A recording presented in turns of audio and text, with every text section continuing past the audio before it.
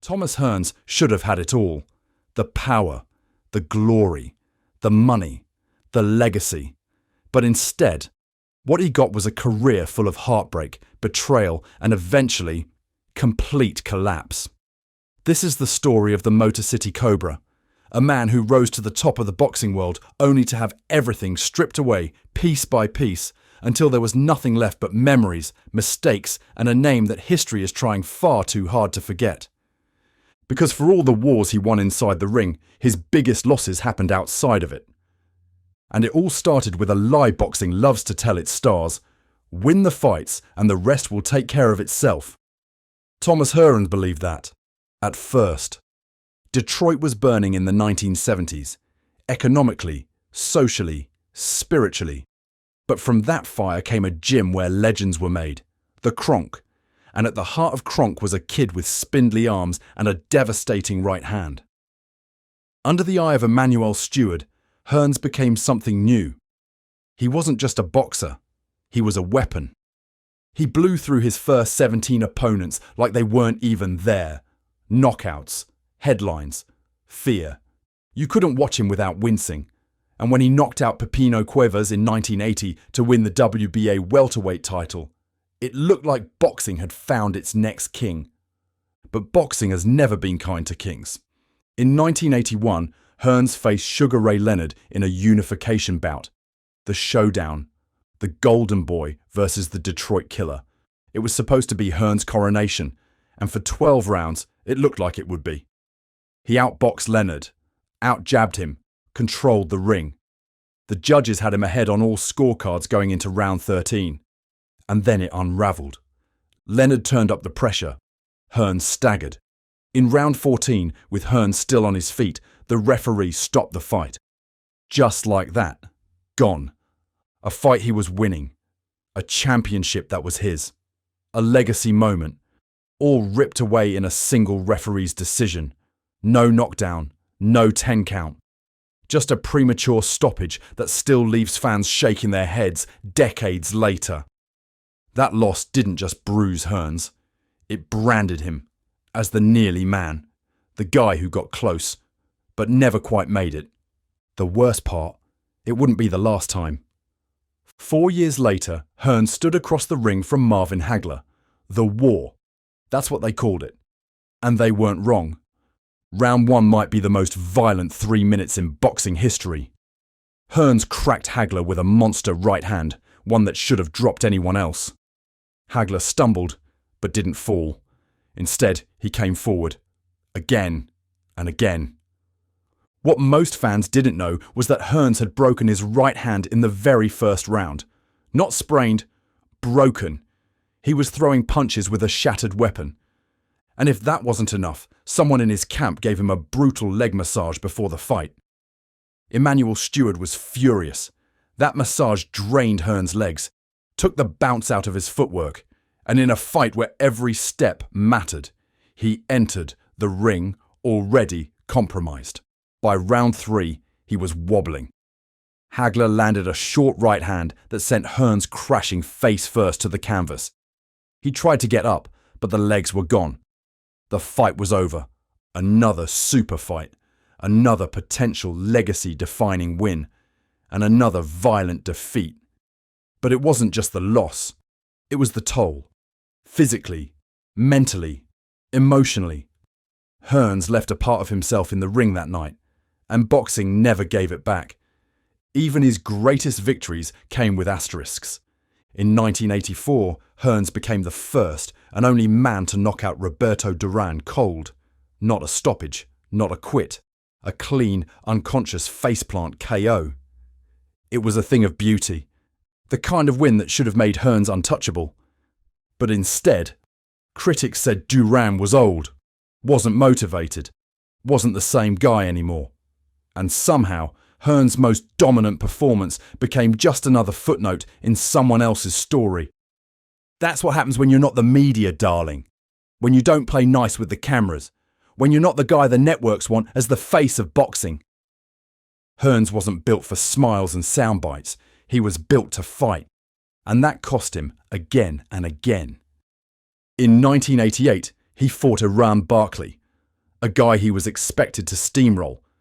Instead, Barkley landed a single overhand right that flattened Hearns in round 3.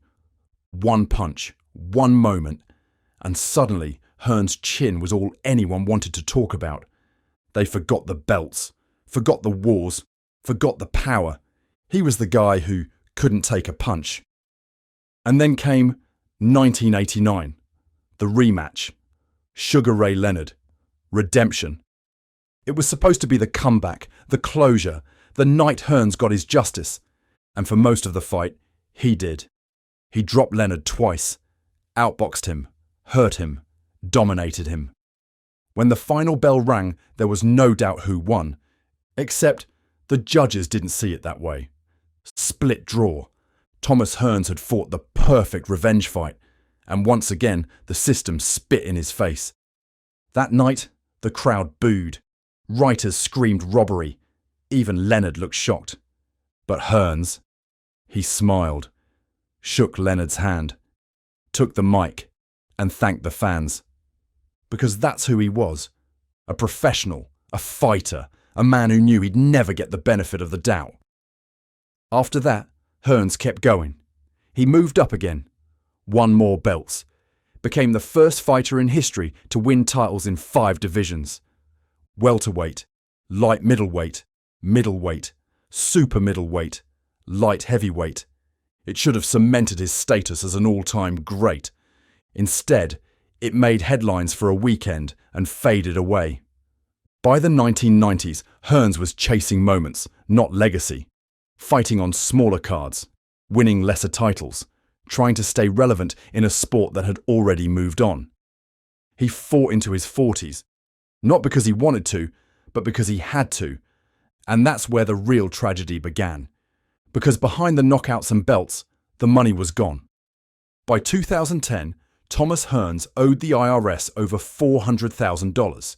He had a $500,000 mortgage, and no way to pay either. The man who once headlined in Vegas was now auctioning off his championship belts. Not replicas, the real ones. Gloves, robes, trunks, boats, cars, a custom motorcycle. Everything had to go. And standing there, watching it all unfold, were IRS agents, on site to collect their cut. It was humiliating, painful, and entirely avoidable. Hearns had made over $40 million during his career, but he gave most of it away.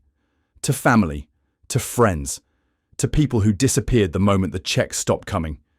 He wasn't reckless. He was loyal.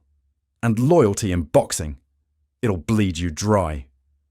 Unlike some of his peers, Leonard with his commentary gigs, Foreman with his grill empire, Hagler with his quiet retirement in Italy, Hearns never found a second act.